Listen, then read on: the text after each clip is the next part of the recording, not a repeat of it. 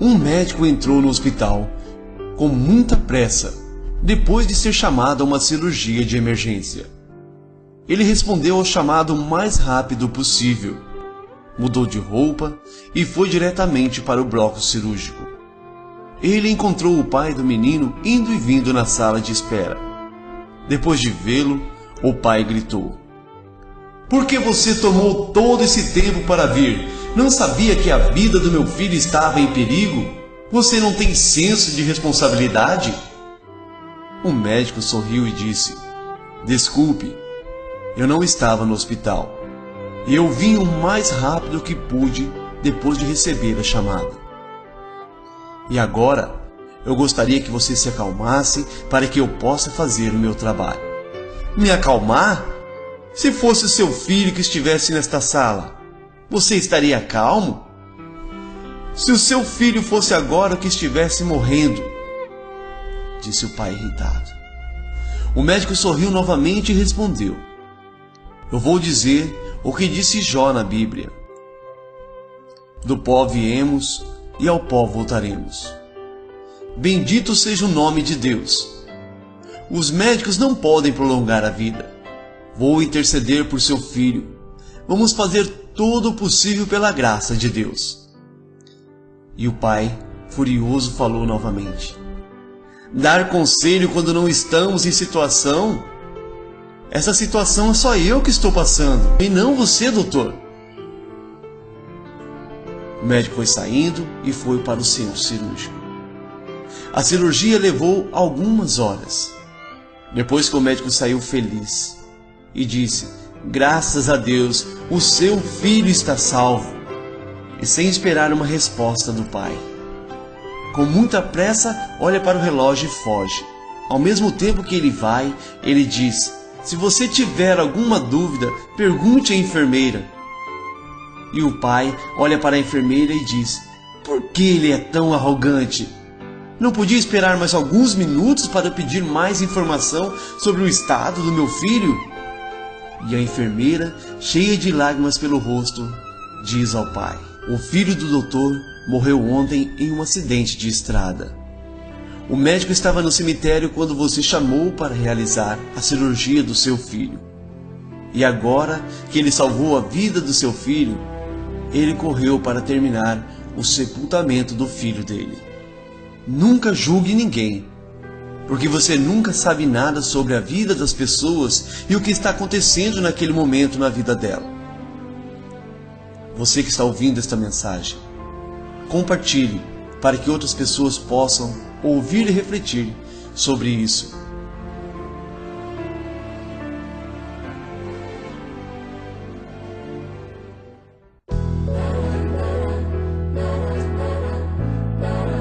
Do julgamento, e assim analisamos, quando se fala, você está me julgando, você fez o julgamento de alguém. De fato, como o Carlos havia comentado, a gente vê isso o tempo todo. Existe esse pré-julgamento antecipado dos outros em todas as atitudes, como se fosse um ato comum das personalidades humanas. Nós analisamos quando se faz um julgamento, por que se faz um julgamento? O julgamento é um fato. E qual é o motivador desse fato? Quando se faz um julgamento, o que é que nós temos dentro de nós para motivar o julgamento? Ciúme, porque o outro pode estar se projetando à nossa frente. Temos o egoísmo, ele está adquirindo mais do que nós. Temos intolerância, porque ele está à nossa frente nos atrapalhando em nossos desejos, qualquer que seja. E assim vai os fatos motivadores do julgamento. Então o julgamento é uma atitude negativa. O que se motiva uma atitude negativa? Outra situação negativa que nós carregamos. Então vejam bem, não se julga sem motivo. Não se procede um ato dessa natureza sem motivo. Então qual o motivo que te leva a julgar alguém? Então aí você busca lá atrás para ver o que é a ação motivadora do seu ato. Vejam bem, esse ato então, esse fato, esse julgamento, ele tem as consequências. Mas as consequências é para você mesmo. Porque a sua ação motivadora do julgamento, né, ela está sendo alimentada dentro do seu ego, né, por seu egoísmo, por sua inveja, por sua pretensão, né, por seu incômodo que o outro está se projetando à sua frente, ou por algum fato qualquer, né, de natureza negativa. Ele está sendo alimentado quando você usa ele para praticar o ato que nós chamamos de julgamento nesse caso. Vejamos bem, então, quando fala não pratique o ato, não alimente os seus fatos motivadores. Um detalhe que Jesus coloca no Evangelho, né? Com a medida que você julgar o outro, você será julgado. Quer dizer, eu ainda vou um pouco mais além do lado espiritual, né? Deus Pai Todo-Poderoso não vai dizer a você: você errou, você tem que pagar isso, fazer dessa forma, você cometeu tal alguém. Não vem um mentor te cobrar isso na sua individualidade. Quem vai te cobrar é a sua própria consciência. Quando nós falamos, quando o Espírito, ele chega em um nível de energia mais elevado, a consciência vai se ativando cada vez mais. E você se cobra. Aí você relembra daquilo que envergonha o seu espírito e se torna o seu próprio cobrador. É a sua consciência, como nós chamamos aqui na Terra. A sua consciência é que é o seu julgador. Então, quando você usa a própria medida que você usou para julgar o outro, agora você está julgando você próprio. O seu juiz é a sua própria consciência. Então, repetindo o que ele diz, é o seguinte: você vai afinando nas energias superiores, à medida que você vai afinando, você vai revendo seus atos negativos, automaticamente isso vai se clareando na sua mente, e a hora que você se envergonha e se condena pelo seu ato. É o seu julgamento. É assim que Deus Pai Todo-Poderoso julga cada um de nós, né? Então, não julgai o outro, para que você não tenha vergonha do seu ato errado, né? Errôneo, quando estiver numa plataforma de luz mais elevada, né? Não pratique tal ato, porque você vai se julgar e se condenar quando estiver na outra plataforma mais elevada. E assim vai cada ato sucessivamente. Então vejam bem, é isso que nós explicamos a vocês constantemente. Quando se está no nível vibratório mais baixo, a mente alimentada por energias mentais projetadas, né, na atmosfera durante todo o tempo, você se alimenta do negativo e pratica o negativo. Só que esse negativo está registrado dentro do seu código acástico, está registrado na sua aura, no seu campo magnético, está registrado na sua consciência. Não há como fugir daquele fato. Né? Veja bem, não há como você fugir daquilo que você praticou, não há como esconder. A gente vê muito na cultura religiosa: aí eu vou pedir perdão a Deus. Deus já te perdoou. Quem não vai te perdoar é você próprio, é a sua consciência, né? Você pratica um ato, eu vou lá para as suas orações, pedir perdão a Deus, já me sinto melhor. Esse é excelente para o nível que você está, você se sente bem. Deus Pai Todo-Poderoso não se preocupou em te perdoar, porque você já está perdoado. E repetindo, você é que vai chegar no nível vibratório, vai lembrar do fato e vai se envergonhar, vai se julgar e se envergonhar. Lembre-se disso, é assim que funciona o sistema espiritual, é assim que funciona o mundo evoluído de Deus Pai Todo-Poderoso. Veja bem, nós falamos nessa parte do julgamento, nessa parte do procedimento, de um outro fato: repercussão da posição que nós assumimos. O que nós chamamos de repercussão? Seria como se fosse, assim, digamos, a propaganda, o conhecimento, a imagem. E colocamos atrás a repercussão a palavra reputação. O que é reputação? É a reputação que você carrega diante da posição que você tem. Qual é a reputação que nós temos, então, como espíritas cristãos? De sermos caridosos, de fazer o bem, de ter atitudes nobres, de ser tolerantes. Essa é a reputação, são os conceitos que a posição que assumimos, né, carrega, né, diante do que nós então fazemos. Então essa é a reputação. E o que é a repercussão que a reputação traz? É a propaganda que se reflete pelos nossos atos, né? Pelos atos praticados. Então quer dizer, repercussão da reputação, assim poderíamos colocar. Então vejam bem, nós temos essa missão junto a Deus Pai Todo-Poderoso, e como é uma missão que nos coloca junto à grande espiritualidade de luz, nos coloca diante a grandes ensinamentos, imaginamos, né, imagina-se que somos pessoas de bem. Quem está lá fora e conhece o Espiritismo, mas não é espírita cristão, Ele trabalha na casa de caridade, ajuda a curar as pessoas, ajuda a libertar, a curadores. Então o que é que se imagina de um médium, de uma pessoa que trabalha numa casa assim? Né? Imagina que é uma pessoa de bem, de bom comportamento, tolerante, uma pessoa que transmite energia positiva. Quer dizer, a repercussão da reputação que temos, né, é de que somos pessoas de atitudes nobres.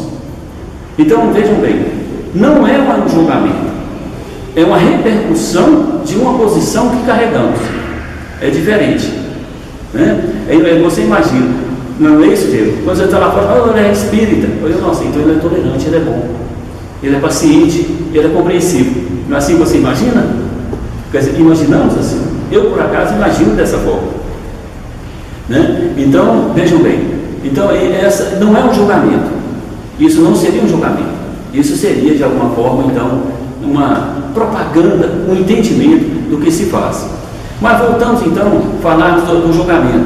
O julgamento se imagina, né, quando uma pessoa faz um julgamento, qual a repercussão da reputação da pessoa que faz o julgamento? Que é uma pessoa precipitada, uma pessoa que não tem uma formação perfeita, né? Uma pessoa que deve ter ciúme da outra, deve ter inveja de outro, né? Então, qual a repercussão da reputação dessa pessoa que faz o julgamento? Exatamente aquilo que você vê como negativo.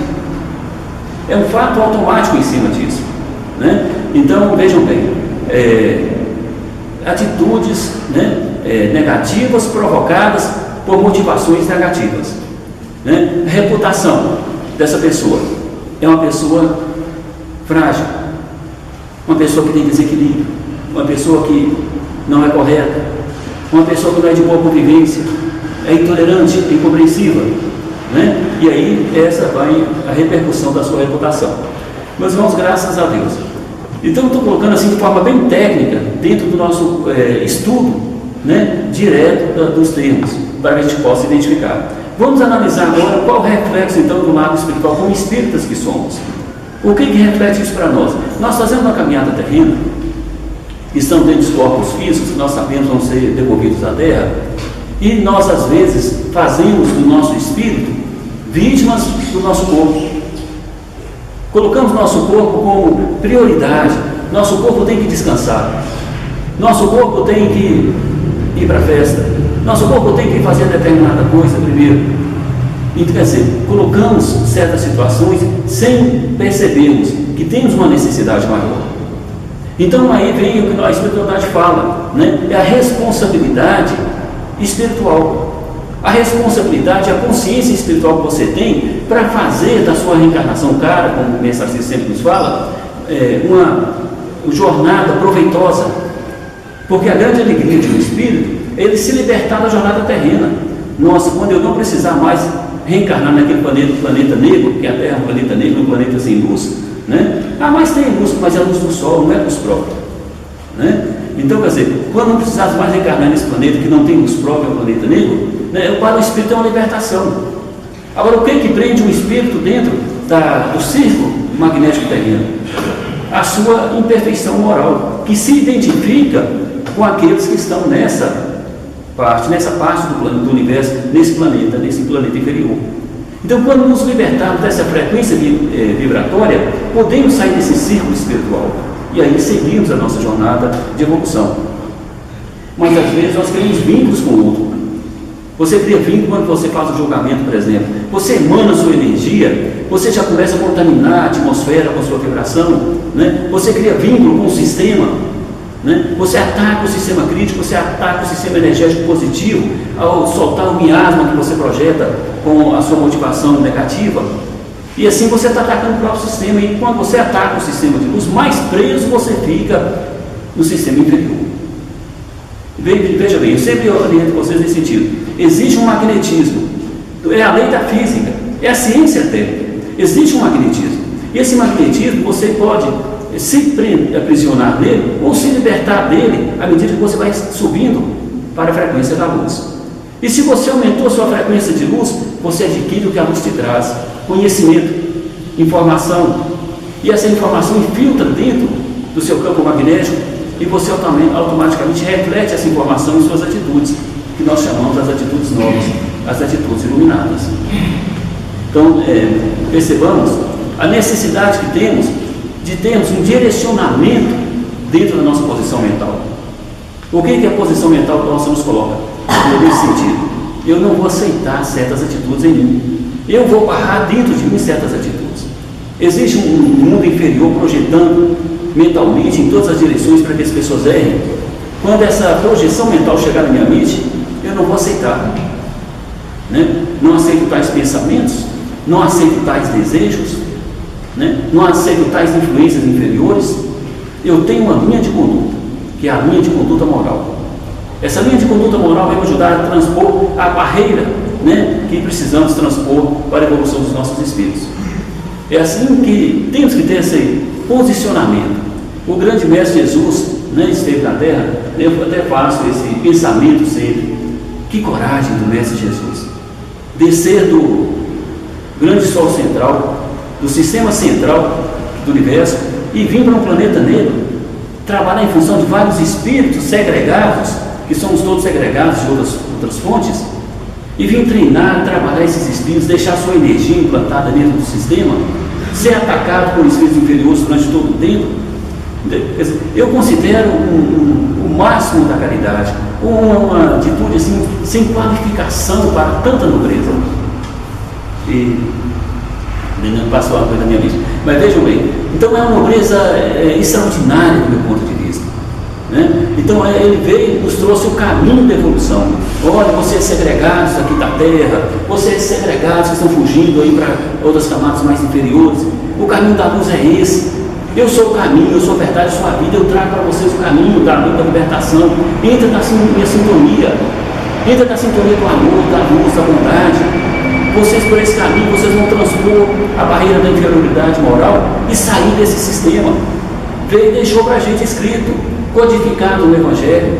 Está codificado no Evangelho, a gente vê tudo isso já em estudo mais aprofundado. Está codificado pelos mentores que transcreveram através dos livros diversos que estão no planeta, mostrando o caminho da evolução. É bondade, é caridade, né? É não julgar, não errar, é combater dentro de você o mal que te puxa para baixo. Então, quer dizer, existem grandes mestres que se arriscaram a descer para esse planeta negro para deixar marcas para o caminho da luz, para que a gente não erre, né? E onde está o caminho?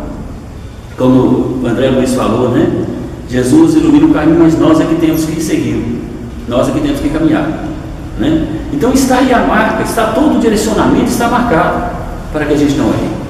Não julgar, não condenar, perdoar, amar, ser caridoso, não ser apegado, né? Ser mais amigo da espiritualidade, conviver com os mentores para que você possa ter maior proteção, né? E assim temos todas essas marcas, todos esses códigos aí para transpormos dentro dessa estrada.